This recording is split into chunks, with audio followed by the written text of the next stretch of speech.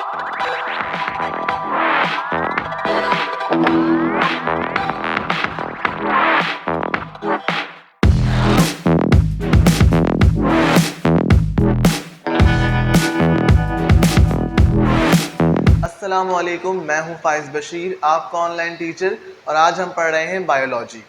उम्मीद करता हूं कि आपको याद होगा कि आज हमारा बायोलॉजी का सेकंड चैप्टर का 8 लेक्चर है।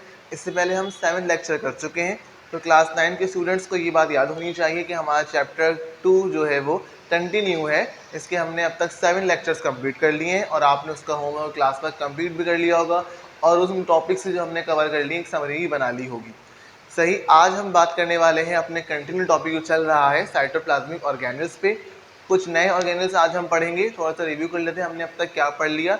तो ये चैप्टर का जो पूरा फोकस है वो है आपके पास सिस्टम या ऑर्गेनाइजेशन ऑफ लाइफ के ऊपर, कि एक जो लिविंग ऑर्गेनिज्म की बॉडी है वो कैसे बनी है, वो उसकी सिस्टमेटिक, उसके अंदर क्या चीज़ें मौजूद हैं। तो हमने स्टार्ट किया था सेल से, कि जो एक सेल होता है वही एक बेसिक यूनिट है किसी भी ऑर्गेनाइज्म की ज़िंदगी का। तो cell is a basic unit of life, ये बात हमने करी थी। सेल को डिस्कवर किया था रॉबर्ट हुक ने after the invention of microscope by Galileo.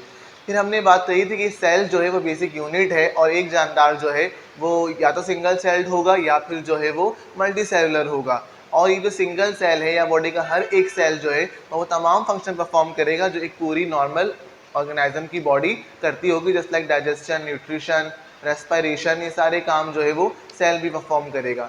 फिर हमने पढ़ी थी सेल थ्योरी जिसके 3 पॉइंट्स थे, उम्मीद करता हूँ कि आपको याद होगी।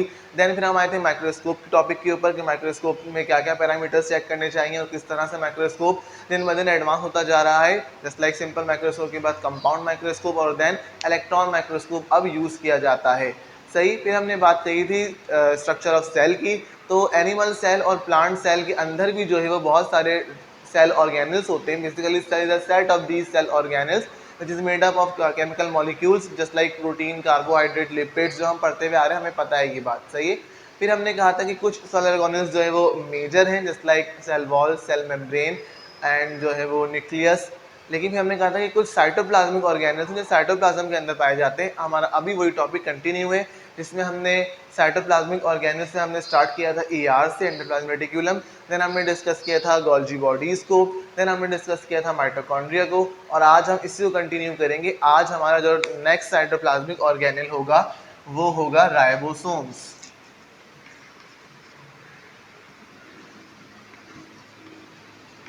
आज हम जो है वो बात करने वाले हैं किसके ऊपर, राइबोसोम्स के ऊपर आज हम बात करने वाले हैं। राइबोसोम्स का नाम हम पहले भी ले चुके हैं, हमें पता है कि राइबोसोम जब हमने स्टार्ट किया था अपना पहला साइटोप्लाज्मिक ऑर्गेनल तो हमने उसकी 2 टाइप बताई थी कि endoplasmic reticulum is divided into 2 types, rough and smooth. तो वहाँ पे ये बात हमने कही थी कि अगर एंडोप्लाज्मिक रेटिकुलम की सरफेस पर जो है वो राइबोसोम्स प्रेजेंट हैं तो उसको हम कहेंगे रफ, और अगर नहीं तो उसको हम कहेंगे स्मूथ। तो राइबोसोम्स जो है आपके पास सेल में कहाँ पाए जाते हैं, तो राइबोसोम्स जो है वो बेसिकली जो बनते हैं वो कहाँ बनते हैं, ये बनते हैं न्यूक्लियस के अंदर, न्यूक्लियोलस में। सही है, it is found by nucleolus. Nucleolus आपको पता होगा कि सेल के अंदर जो है वो RNA से बने एक बॉडी है, राउंड बॉडी है, जिसे न्यूक्लियोलस कहा जाता है। तो ये न्यूक्लियोलस में जो है वो बनते हैं राइबोसोम्स। सही, ये कहाँ पाए जाते हैं, या तो ये ER की सरफेस से मौजूद होते हैं या फिर ये फ्रीली साइटोप्लाज्म में मौजूद होते हैं। यानी या तो ये ER के साथ बाउंड होंगे या ये वैसे भी फ्रीली जो है वो साइटोप्लाज्म के अंदर मूव करते हुए नजर आएंगे। सही, तो पहले तो हमने बात कर ली कि राइबोसोम्स जो है वो न्यूक्लियोलस जो पार्ट है न्यूक्लियस के अंदर वहाँ ये बनाए जाते हैं। और जो है इसके अलावा ये ER की सरफेस से आपको मिल जाएंगे सेल के अंदर, या फिर ये फ्रीली मूव कर रहे होंगे साइटोप्लाज्म में। इनके स्ट्रक्चर की बात अगर की जाए तो ये मेम्ब्रेन बाउंडेड नहीं होते। सही है, अब तक आपने देखा कि हर चीज़ की एक हर जो ऑर्गेनल था उसकी एक मेम्ब्रेन थी। जैसे किसी की मेम्ब्रेन क्रिस्टी है, जैसे कि माइटोकॉन्ड्रिया में थी, सिस्टर्नी किसी की मेम्ब्रेन है, जैसे कि गोल्जी बॉडीज़ में थी। लेकिन जो है यहाँ पर कोई मेम्ब्रेन बाउंड्री नहीं होती, राइबोसोम्स के अंदर कोई मेम्ब्रेन बाउंड्री नहीं होती। इनकी शेप भी जो है वो डिस्क शेप होती है, राउंड शेप होती है, विदाउट एनी मेम्ब्रेन। सही, ये किससे बने होते हैं, तो राइबोसोम्स जो है वो नॉर्मली बने होते हैं made up of RNA। RNA is the abbreviation of ribonucleic acid.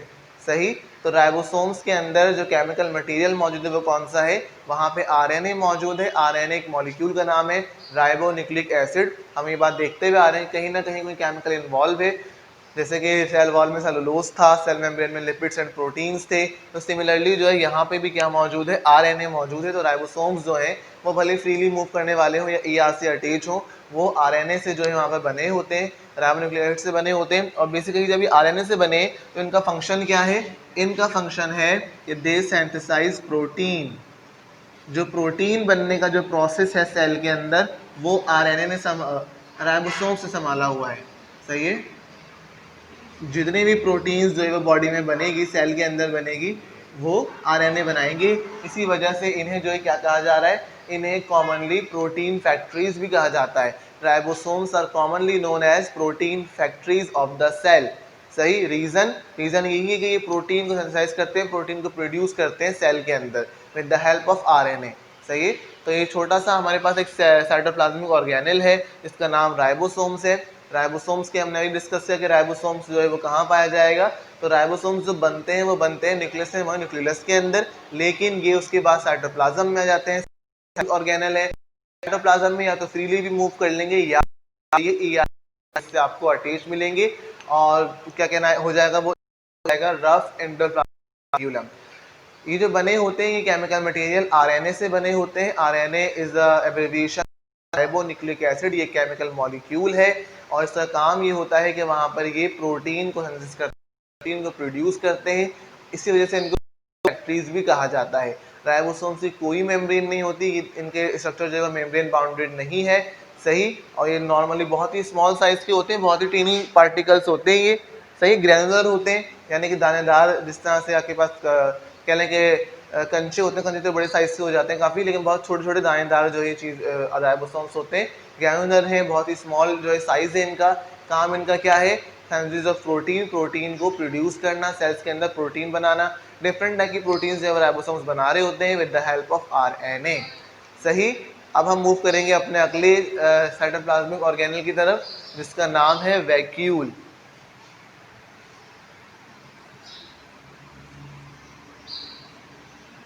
Vacuole क्या होता है, तो वैक्यूल जो है वो एक फिल्ड सैक लाइक स्ट्रक्चर होता है, यानी एक खाली थैला है जिसके अंदर कुछ ना कुछ फ्लूइड जो है वो फिल्ड किया जाता है।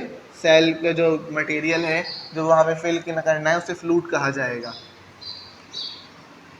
सही, वैक्यूल जो है खाली थैले की तरह होते हैं जिनके अंदर सेल अपनी सेक्रीशंस को या कोई भी केमिकल मटेरियल इन वैक्यूल के अंदर स्टोर किया जाता है। वैक्यूल की अगर बात की जाए तो वैक्यूल भी जो है वो मेम्ब्रेन बाउंड स्ट्रक्चर होते हैं और इनके अराउंड जो मेम्ब्रेन है उसे कहा जाता है टोनोप्लास्ट। क्या कहा जाता है, टोनोप्लास्ट।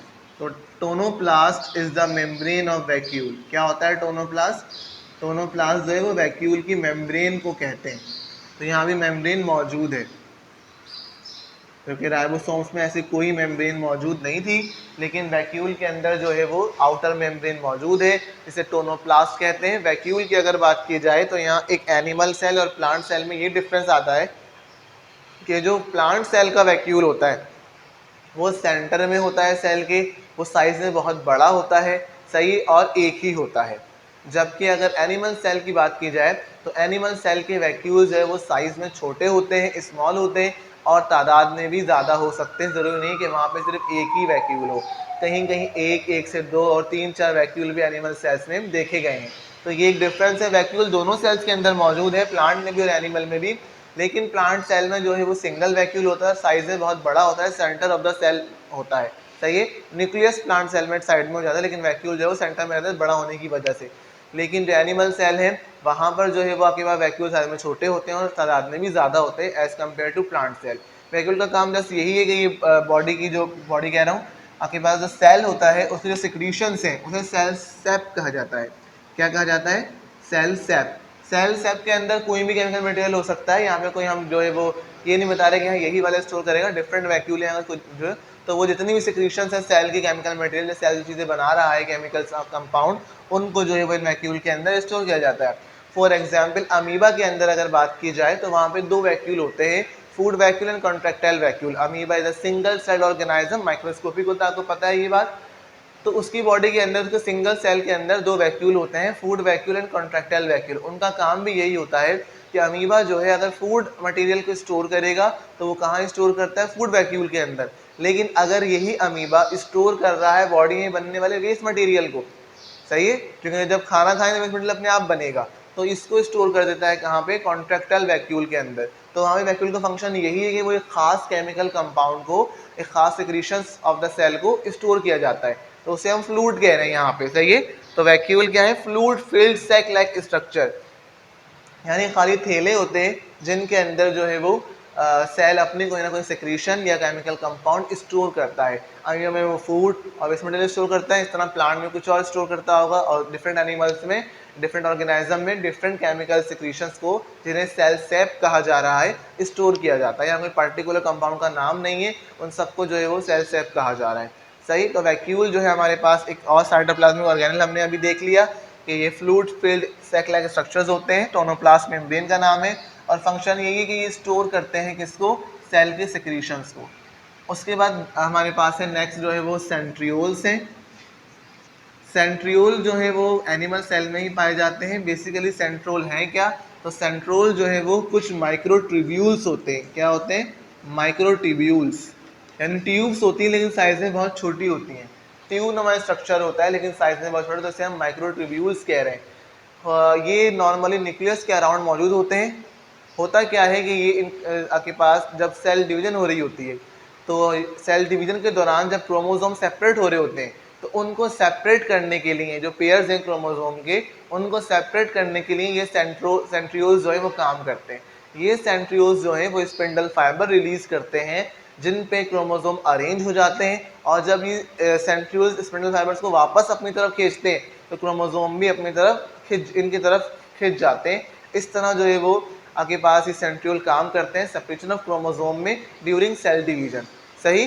इनका काम जस्ट यही है कि एनिमल सेल में ये काम करेंगे, स्पिंडल फाइबर्स को रिलीज करेंगे और उस पर जो है वो क्रोमोसोम अरेंज हो जाएंगे, और फिर ये क्रोमोसोम को स्पिंडल फाइबर के जरिए सेपरेट कर लेते हैं,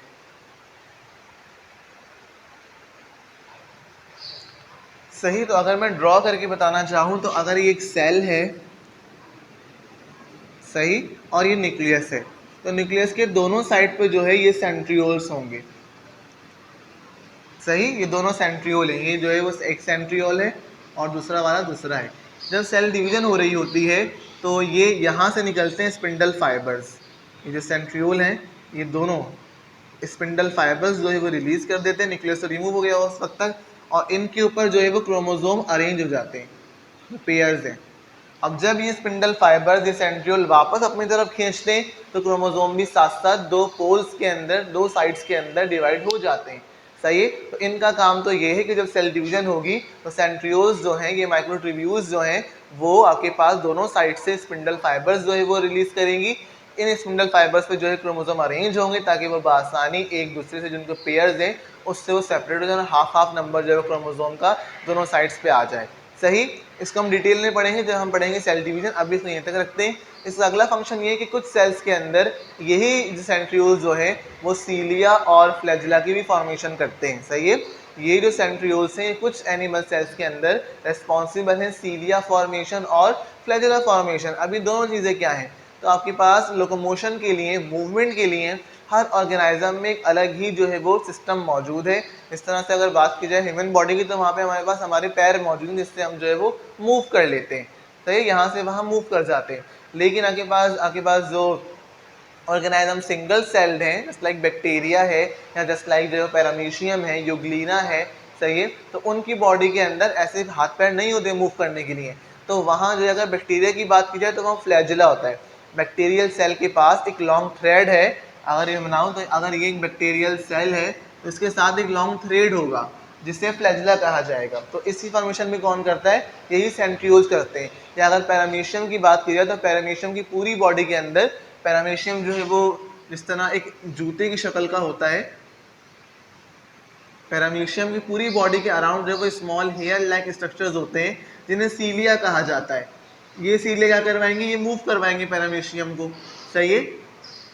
तो ये जो सीलिया फॉर्मेशन कौन करेगा, ये सीलिया फॉर्मेशन भी जो है वो सेंट्रियोल्स ही करेंगे। तो ये जो सेंट्रियोल्स हमने अभी पढ़े हैं साइटोप्लाज्मिक ऑर्गेनेल, तो ये भी आपके पास एक तो सिंपल काम कर रहे हैं कि स्पिंडल फाइबर्स को बनाएंगे जब सेल डिवीजन हो रही होगी सेल के अंदर, लेकिन इसके अलावा कुछ सेल्स के अंदर ये सीलिया को भी बना रहे हैं या ये फ्लैजेला की भी फॉर्मेशन कर रहे हैं। दोनों ही क्या है, ये लोकोमोटरी ऑर्गन है जो बैक्टीरिया दूसरे ऑर्गेनिज्म के अंदर एज ए लोकोमोशन के वक्त यूज किए जाते हैं। फ्लैजेला एक सिंगल थ्रेड है लॉन्ग, जबकि सीलिया जो है वो स्मॉल हेड लाइक स्ट्रक्चर्स हैं, बहुत सारे अराउंड द बॉडी जो है वो पूरे सेल पे होते हैं। दोनों ही क्या काम करेंगे, बॉडी को लोकोमोट करवाएंगे, मूवमेंट बॉडी में जो है वो लेकर आएंगे। सही है, तो ये इनका जो है फंक्शन है सेंट्रियोल्स का कि आपके पास स्मॉल ये भी होते हैं, दोनों तरफ हैं सेल के, सेंट्रियोल्स इनका नाम है, इसमें फाइबर रिलीज करेंगे, लेकिन कुछ सेल्स के अंदर जो है ये मूवमेंट को भी लेकर आ रहे हैं, ऐसे पार्ट्स बना रहे हैं जो मूवमेंट को जो है वो रेस्पॉन्सिबल हों। सही, तो ये हमारे कुछ साइटोप्लाज्मिक ऑर्गेनल्स थे जो हमने अभी डिस्कस किए, राइबोसोम्स, वैक्यूल एंड आपके पास सेंट्रियोल्स। अब हम मूव करेंगे हमारे अगले साइटोप्लाज्मिक ऑर्गेनल की तरफ जिसका नाम है प्लास्टिड्स। सही है, प्लास्टिड्स जो है वो सिर्फ प्लांट सेल में होते हैं, एनिमल सेल में प्लास्टिड्स मौजूद नहीं होते। सही, प्लास्टिड्स की हम बात करने वाले हैं तो हमने अभी बताया कि प्लास्टिड्स जो है वो ओनली प्लांट सेल में पाए जाते हैं, एनिमल सेल में प्लास्टिड्स मौजूद नहीं होते। सही, प्लास्टिड्स का काम क्या होता है, तो प्लास्टिड्स जो है वो they contain different colour pigments. तो यही बात समझ में आ जाती है कि आपके पास जो पहला अट्रैक्टिव फैक्टर है प्लांट्स का, जिसकी वजह से प्लांट्स जो है वो बहुत मशहूर हैं, कलर्स की वजह से बहुत मशहूर है कि प्लांट बॉडी के अंदर जो है वो डिफरेंट कलर्स आपको मिलते हैं। फ्रूट्स में डिफरेंट कलर्स मिलते हैं, फ्लावर में डिफरेंट कलर्स मिलते हैं, वैसे भी प्लांट बॉडी में जो है ग्रीन कलर के डिफरेंट कलर्स जो हमें मिल रहे होते हैं, जिसकी वजह से प्लांट जो है वो बहुत अट्रैक्टिव बन जाते हैं। तो यही उसकी वजह है कि उनके अंदर जो है वो प्लास्टिड्स मौजूद हैं, और प्लास्टिड्स आपके पास वो सेल ऑर्गेनल है, साइटोप्लाज्मिक ऑर्गेनल है जो कलर को प्रोड्यूस करने का रिस्पॉन्सिबल है। एनिमल बॉडी में प्लास्टिड्स एब्सेंट होते हैं, यही वजह है कि एनिमल बॉडी कोई खास कलर जो है वो बहुत सारे डिफरेंट कलर्स जो है वो नहीं दिखाती। तो प्लांट बॉडी में होते हैं प्लास्टिड्स। सही है, और इन्हीं की वजह से जो है वो प्लास्टिड्स की वजह से ही जो है वो प्लांट में डिफरेंट टाइप के कलर्स नजर आते हैं। सही है, they contain different type of pigments, pigments colours को ही कहा जा रहा है यहाँ पर। सही है, तो उन कलर्स के हिसाब से जो है इस प्लास्टिड्स की जो है वो 3 टाइप्स होती हैं। The first one is chloroplast.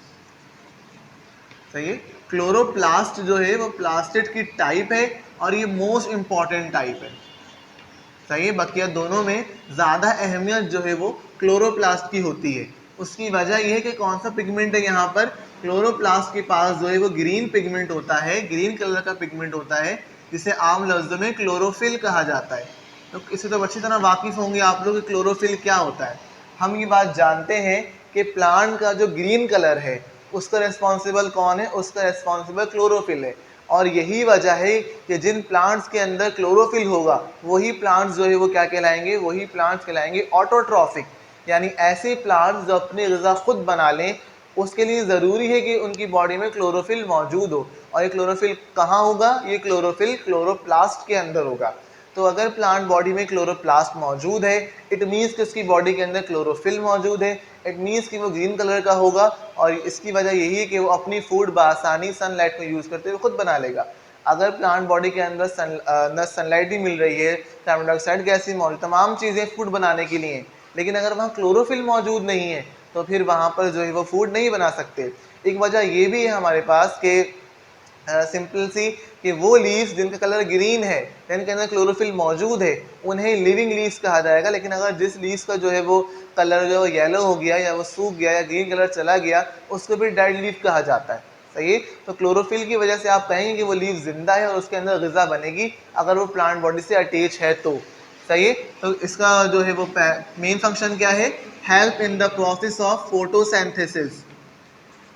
जो ग़िज़ा बनाने का अमल है प्लांट बॉडी के अंदर, उसका नाम क्या है, फोटोसिंथेसिस, जिसके लिए बहुत ज़रूरी है क्लोरोफिल का होना। अगर क्लोरोफिल नहीं है तो फोटोसिंथेसिस का प्रोसेस भी नहीं हो सकता, प्लांट अपनी ग़िज़ा नहीं बना सकते। तो क्लोरोप्लास्ट जो है वो प्लास्टिड की पहली टाइप है।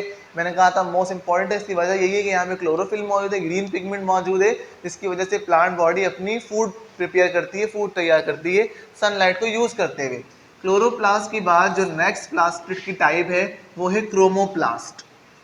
क्रोमोप्लास्ट क्रोमोप्लास्ट में ख़ास बात ये है, इसके अंदर जो है वो सारे ही कलर्स होंगे, सारे पिगमेंट्स होंगे, लेकिन अदर देन ग्रीन, ग्रीन के अलावा जितने भी कलर्स हैं वो कहाँ पाए जाएंगे, क्रोमोप्लास्ट के अंदर पाए जाएंगे। सिर्फ ग्रीन कलर जो है उसका रिस्पॉन्सिबल कौन है, क्लोरोप्लास्ट। लेकिन ग्रीन के अलावा, ग्रीन को हटाकर जितने भी कलर्स प्लांट बॉडी में बनते हैं, फ्रूट्स में आपको दिखते हैं, ऑरेंज कलर ऑरेंज है, मैंगो येलो होता है, एप्पल जो है वो रेड होते हैं, वेजिटेबल्स में ब्रिंजल जो है वो पर्पल कलर का है, सही है। तो डिफरेंट टाइप के कलर्स जो हमें मिलते हैं फ्रूट्स वेजिटेबल्स के अंदर या फ्लावर्स के अंदर, उनका जिम्मेदार कौन है, उनका जिम्मेदार जो है वो क्रोमोप्लास्ट होता है। इसके अंदर सारे पिगमेंट होते हैं अदर देन ग्रीन, सही है। तो ऑफकोर्स ये कहाँ पाया जाएगा, आसान सी बात है, ये पाया जाएगा फ्रूट्स के अंदर, ये पाया जाएगा वेजिटेबल्स के अंदर, और ये पाया जाएगा फ्लावर्स के अंदर।